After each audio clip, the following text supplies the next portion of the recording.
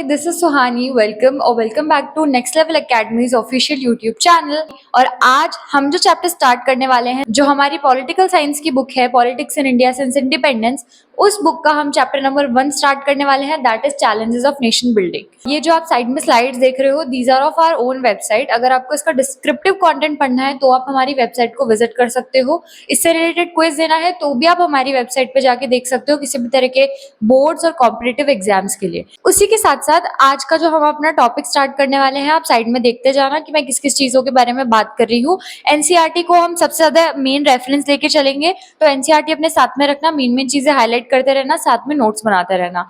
सबसे पहले देखो, इस चैप्टर के इंट्रोडक्शन से स्टार्ट करते हैं। बेसिकली हमें पता होना चाहिए कि हम इस चैप्टर में क्या पढ़ने वाले हैं। तो नाम देखो, challenges of nation building. Nation क्या होता है? कोई भी देश होता है। देश को बनाने के लिए हमें क्या क्या चैलेंजेस फेस करने पड़े हैं, और इसके अंदर हम 3 मेन चैलेंजेस के बारे में बात करेंगे। फिर आगे के जो चैप्टर्स है, हम उनमें उन तीनों चैलेंज को एक एक करके लेंगे और उसको फिर हम सॉल्व करके देखेंगे कि अच्छा, इस वाले चैलेंज के लिए हमने ये किया, इस वाले के लिए हमने ये किया।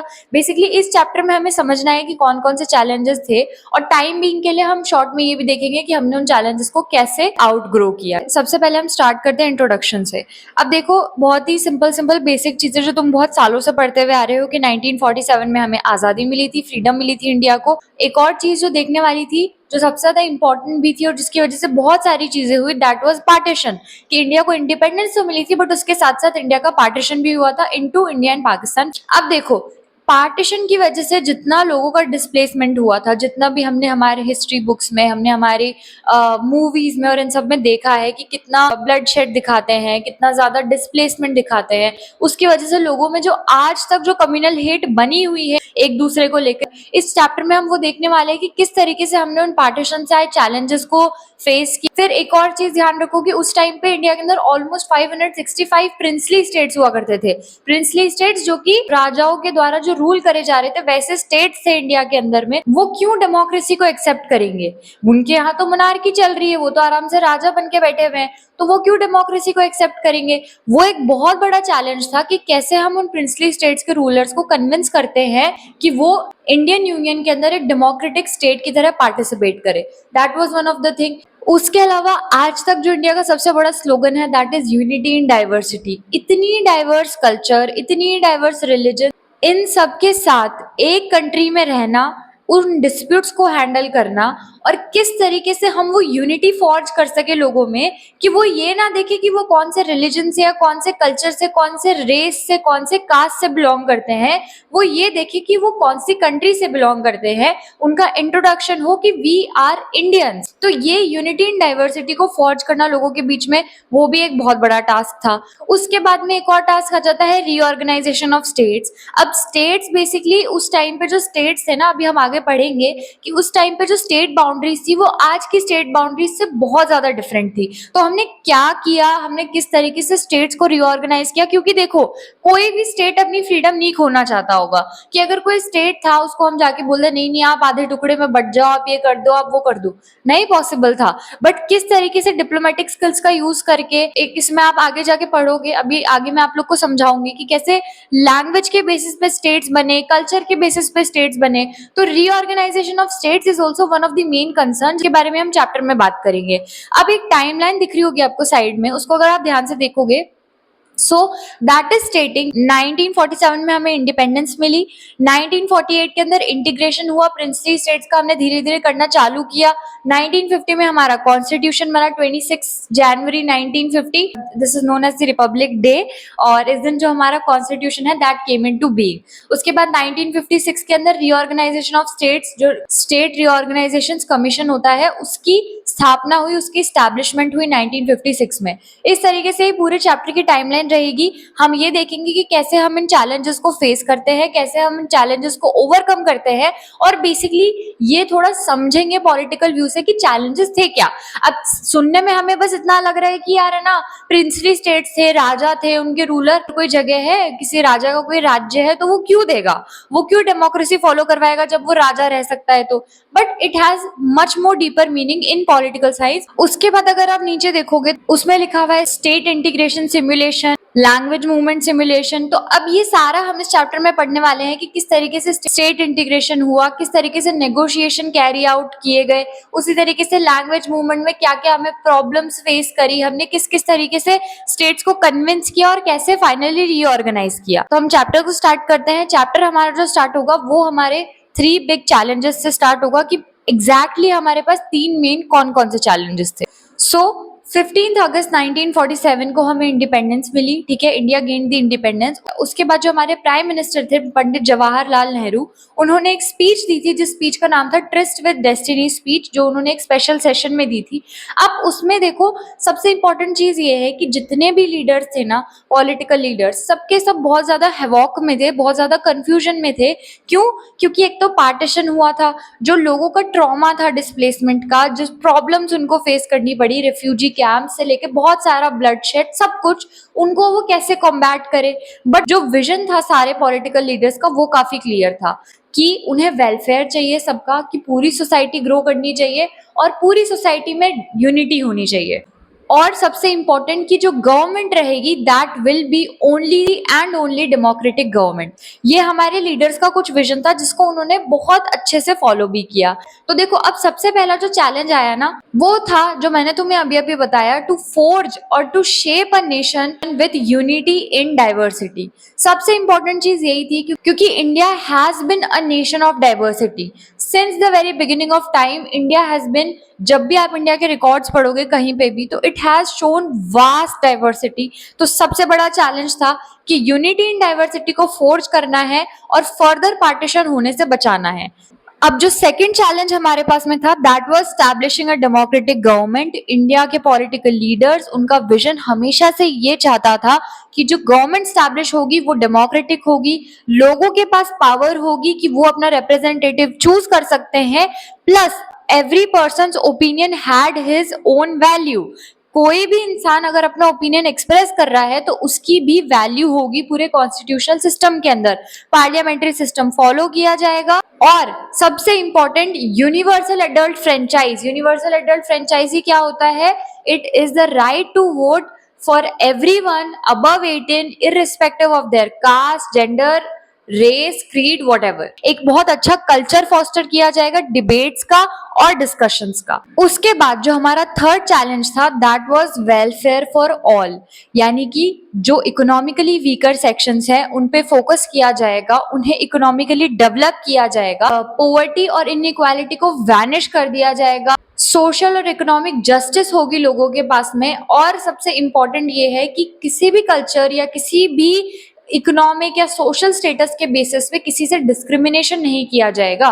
तो एक ऐसी सोसाइटी क्रिएट करने का विजन था, एक ऐसी सोसाइटी क्रिएट करने का चैलेंज था जिसमें एक पुअर इंसान और एक रिच इंसान के बीच का जो गैप है, जो ब्रिज है, उसके गैप को बहुत इजीली कम किया जा सके, कि हर इंसान के पास बेसिक लिविंग स्टैंडर्ड्स होंगे, हर इंसान डिग्निटी और हैप्पीनेस के साथ अपनी लाइफ जी पाएगा। Now we move on to the next topic that is partition, displacement and rehabilitation. अब देखो जैसा मैंने तुम्हें चैप्टर की शुरुआत से बताया, this was the one of the most horrific incidents that took place in the history of India. सबसे पहले हमें पता होना चाहिए कि पार्टीशन का बेस क्या था, व्हाई पार्टीशन टुक प्लेस। बहुत सारी बेसिक चीजें आप पिछले क्लासेस में पढ़ के आ चुके हो कि डिफरेंसेस थे लोगों के बीच में, लोग चाहते थे कि वो अपना अलग नेशन बनाए, ये वो। थोड़ा सा मैं तुम्हें थोड़ा सा बैकड्रॉप दे देती हूँ। तो देखो इंडिया जो था it consisted of mainly 2 people, Muslims and Hindus.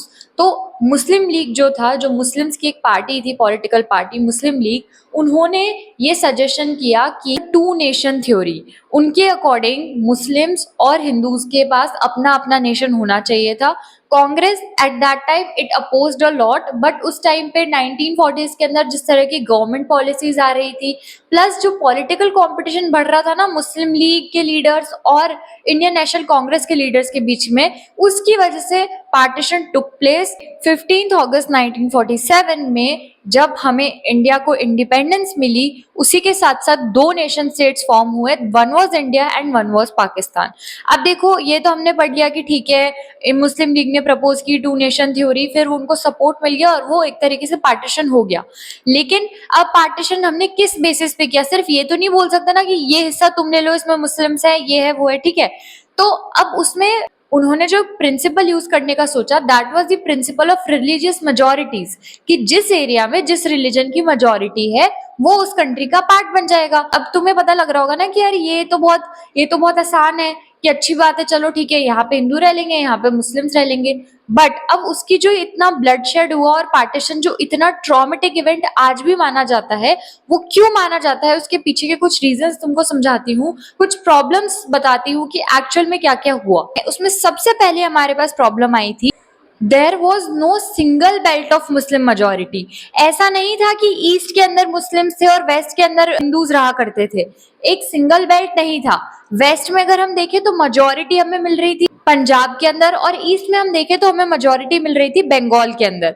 तो उन्होंने उसका क्या सोल्यूशन बताया कि ऐसा करते हैं कि पार्टीशन में एक ईस्ट पाकिस्तान बन जाएगा और एक वेस्ट पाकिस्तान बन जाएगा, ठीक है। उसके बाद जो नेक्स्ट प्रॉब्लम आई वो ये थी कि सारे जो मुस्लिम मेजोरिटी एरियाज थे वो नहीं चाहते थे पाकिस्तान का पार्ट बनना। For example, North West Frontier Province, जो नॉर्थ वेस्ट का हमारा प्रोविंस था, which was led by Khan Abdul Ghaffar Khan. ये इंपॉर्टेंट क्वेश्चन है, ध्यान रखना। Khan Abdul Ghaffar Khan was also known as the Frontier Gandhi. उन्होंने बहुत अपोज किया कि हम नहीं चाहते पाकिस्तान में मर्ज होना, बट स्टिल फाइनली उनकी जो सारी डिमांड्स थी उनको इग्नोर किया गया और पार्टीशन हुआ उधर का भी। तीसरी जो प्रॉब्लम थी, जो मुस्लिम मेजोरिटी एरियाज थे उनमें भी कई ऐसे एरियाज थे जहां पे हिंदूज मेजोरिटी में थे। फॉर एग्जाम्पल, जो हमारा पंजाब का एरिया था उसमें काफी ऐसे एरियाज थे जहाँ पे हिंदूज मेजोरिटी में थे। अब जब ये प्रॉब्लम फेस हुई तो उन्होंने इसका सोल्यूशन बताया कि ऐसा करेंगे, जो ईस्ट पाकिस्तान और वेस्ट पाकिस्तान बनेगा उसका भी और पार्टीशन कर देंगे। बट अब तुम एक चीज सोचो कि एक रात में तुम इतने सारे डिवीजन कैसे कर सकते हो? तुम अगर एक कंट्री को डिवाइड कर रहे हो वेस्ट ईस्ट और एक कंट्री अलग से, तो तुम ये कैसे उसका बाइफर्केशन एक ही रात के अंदर कर पाओगे? इसका रिजल्ट ये हुआ यार कि जिस रात हमारा पार्टीशन हुआ उस रात हजारों लोगों को ये नहीं पता था कि वो कौन सी कंट्री का पार्ट होंगे। होमलेस हो गए वो लोग। And this was the deepest trauma of partition. उसके बाद जो हमारी नेक्स्ट प्रॉब्लम थी वो ये थी, सबसे ऑब्वियस प्रॉब्लम थी, that was the minorities on both sides. कि ठीक है, तुम बोल रहे हो कि यहाँ पे मुस्लिम मेजोरिटी में है, यहाँ पे हिंदू मेजोरिटी में है, बट जो माइनॉरिटीज रही उनका क्या होगा? माइनॉरिटीज के जो लोग थे उनके लिए एक टर्म यूज किया गया है, that is undesirable aliens in their own home. यानी कि कल तक जो उनका खुद का घर था, जिसको वो अपनी देश अपना घर माना करते थे, वहां पर आज उन्हें वैसा फील करवाया जा रहा है कि वो कहीं के एलियन हो, यानी कि वो किसी दूसरे प्लैनेट से आए हैं, वो यहीं से बिलोंग नहीं करते हैं। वो जो माइनॉरिटीज थी वो वायलेंस के इजी टारगेट बन गए कि ठीक है, अब मेजोरिटी है, उनको पता है देश बन गया है, तो जो माइनॉरिटी है उन पर अटैक कर दिया जाए। तो उन लोगों की जो हालत थी, दैट वाज दी वर्स्ट। उसके लिए जो हमारे दोनों कंट्रीज के जो प्राइम मिनिस्टर्स थे, मोहम्मद अली जिन्ना एंड पंडित जवाहरलाल नेहरू, दोनों ने ही काफी स्टेप्स लिए। उन्होंने काफी स्टेटमेंट्स दिए, कहा कि जो रेफ्यूजीज हैं उनका अच्छे से ध्यान रखा जाए, किसी को भी परेशान ना किया जाए, कंबाइंडली हम मिलके काम करते हैं सो दैट ये जो रेफ्यूजीज हैं, जो माइनॉरिटीज हैं दोनों साइड्स की, उनको भी हम अच्छे से ट्रीट कर सके। बट देखो यार, ओवरऑल कुछ भी कहो, partition was very traumatic for everyone involved in that. उस टाइम पे अगर इंडिया में कोई भी रह रहा था तो every person was impacted, either mentally, either physically और इमोशनली।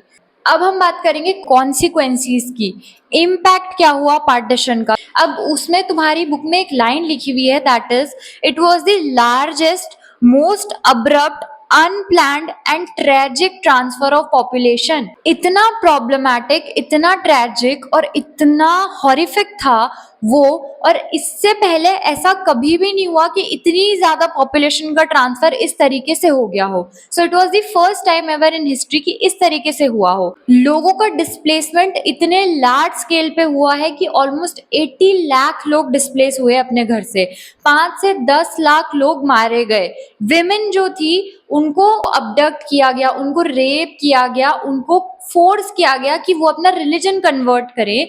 और इतना ही नहीं, उसके साथ साथ बहुत सारी विमेन्स को उनकी फैमिली ने खुद ने किल कर दिया in the name of saving the family honour, कि परिवार की इज्जत को बचाने के लिए परिवार की औरतों को मार दिया गया। इतनी ज्यादा किलिंग्स करी गई, इतनी ज्यादा अट्रॉसिटीज उन पे, इतने ज्यादा अत्याचार करे गए एक कम्युनिटी के द्वारा दूसरी कम्युनिटी पे इन द नेम ऑफ रिलीजन, कि रिलीजन के नाम पे तुम कुछ भी कर रहे हो, वो वाला सीन हो गया था।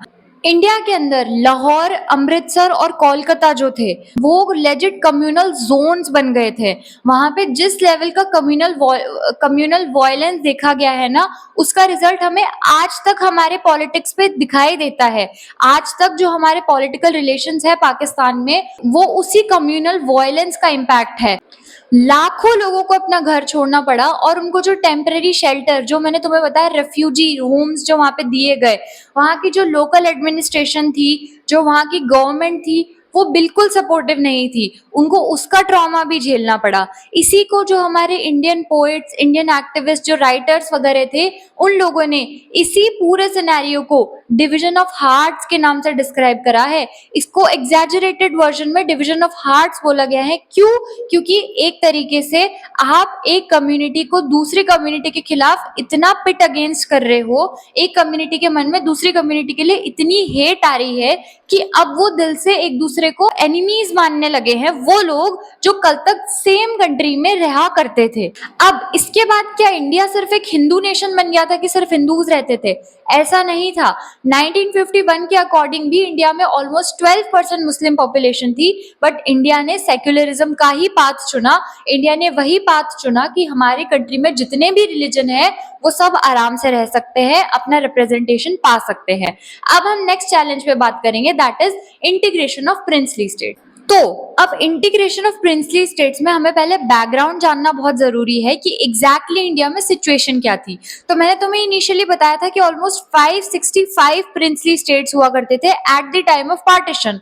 तो अब देखो, ब्रिटिश इंडिया का अगर हम डिस्क्रिप्शन देखते हैं तो ब्रिटिश इंडियन प्रोविंसेस हुआ करते थे, ब्रिटिश ने अपने अंडर अक्वायर कर रखे थे, जो उनके अंडर आते थे, और थे प्रिंसली स्टेट्स जो कि 1/3 एरिया कवर करते थे इंडिया का उस टाइम में। और वो इनडायरेक्टली रूल किए जाते थे ब्रिटिश के द्वारा। कैसे? उनके जो रूलर्स होते थे वो इंडियन ही होते थे, बट उनको कंट्रोल कौन करता था?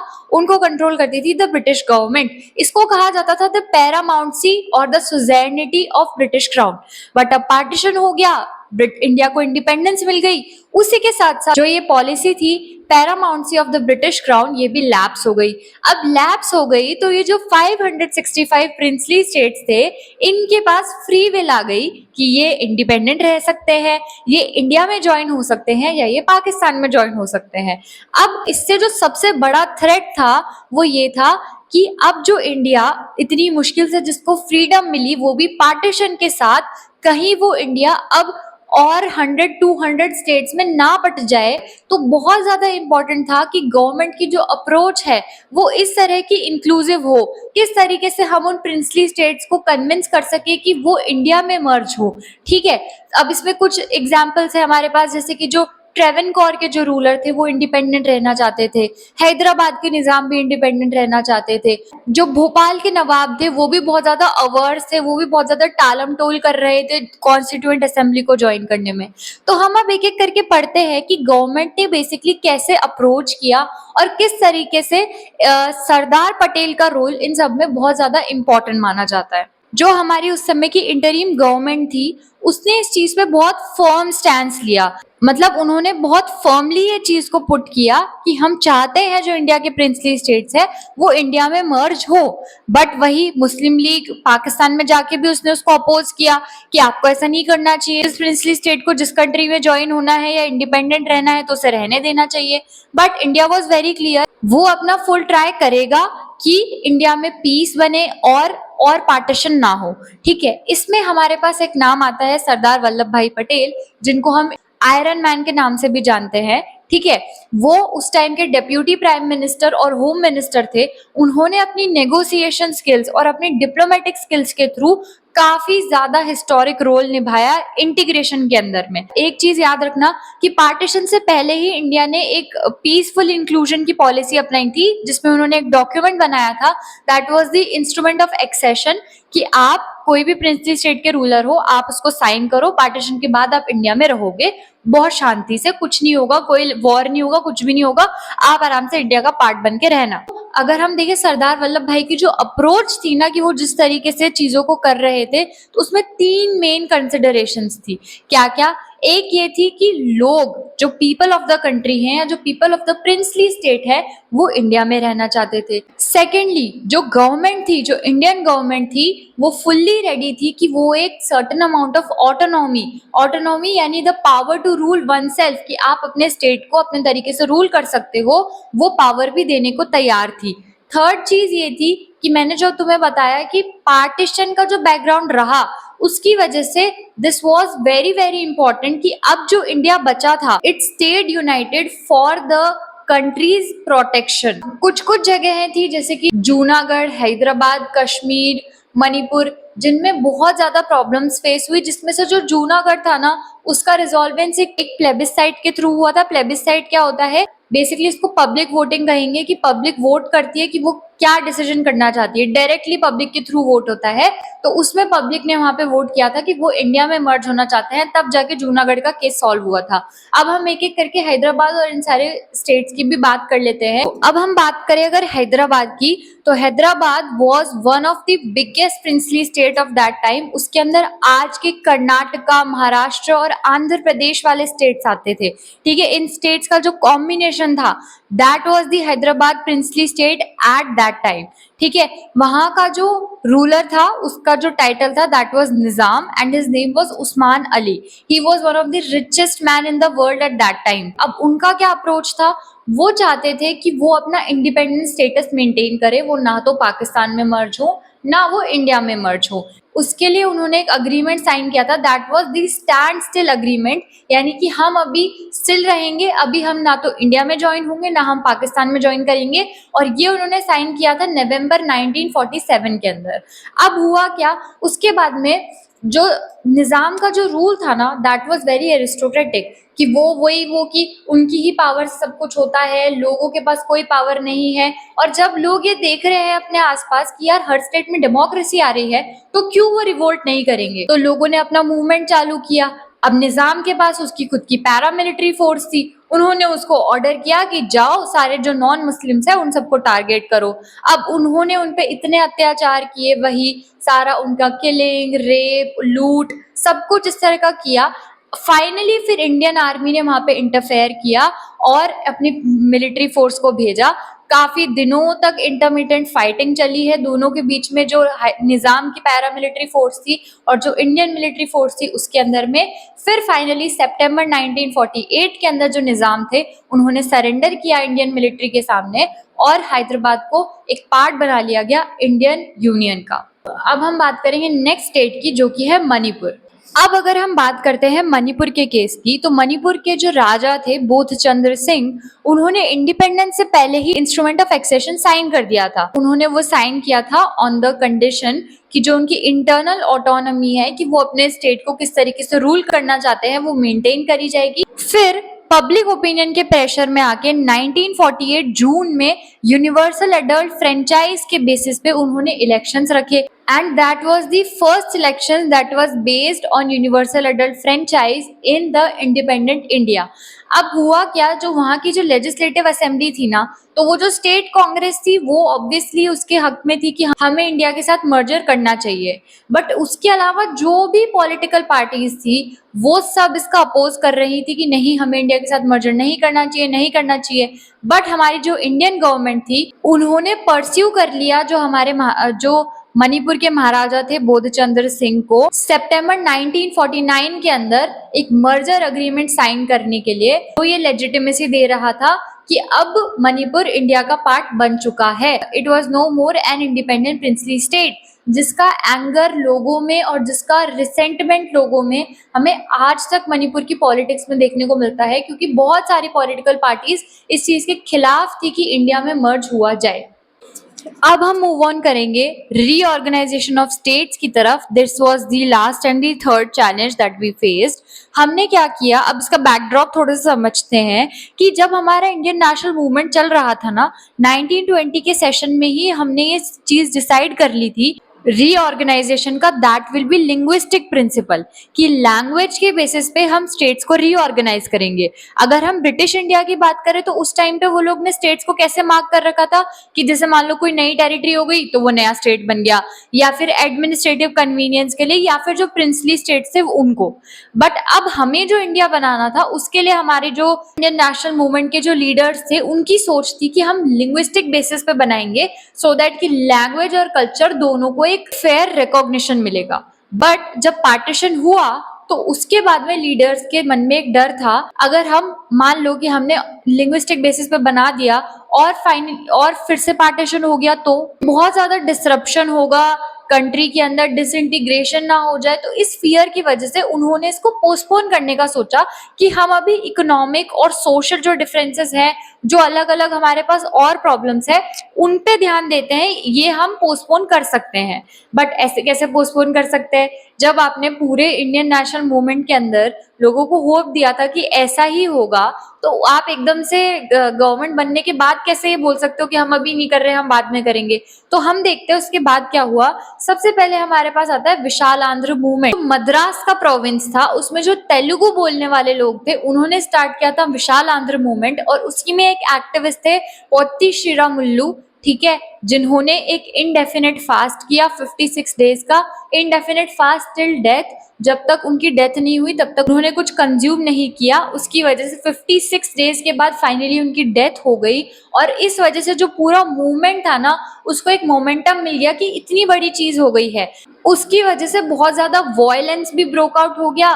फिर जो इंडियन गवर्नमेंट थी उसने दबाने की कोशिश भी की, बट फिर फाइनली दिसंबर 1952 में प्राइम मिनिस्टर ने एक नया स्टेट डिक्लेयर किया, that was Andhra Pradesh. So Andhra Pradesh was the first state that was formed on the basis of language.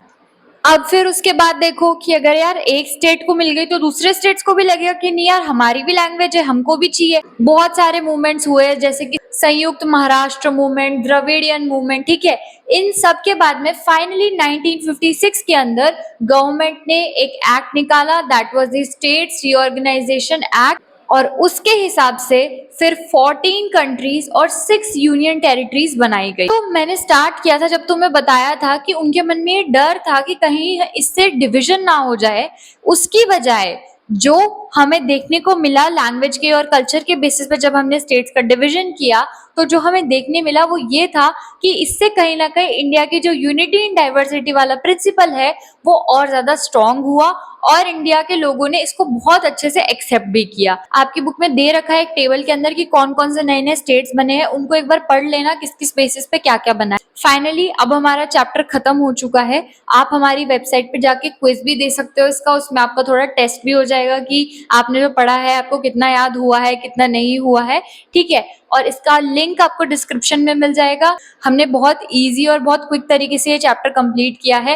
मैंने पूरी कोशिश की है कि एनसीईआरटी में से मैं कुछ भी ना छोड़ूं। अगर उसके बावजूद आपको लगता है कि कोई टॉपिक को आप बहुत ज्यादा डिटेल में पास्ट रेफरेंसेस के साथ और सारी चीजों के साथ समझना चाहते हो तो प्लीज कमेंट सेक्शन में बताना, I will make a separate video on them. और अगर आपको इसके इंपॉर्टेंट क्वेश्चंस, इंपॉर्टेंट टॉपिक्स वाला वीडियो चाहिए हो तो उसके लिए भी मुझे डिस्क्रिप्शन में बता देना। I will meet you guys next time. Bye bye, take care.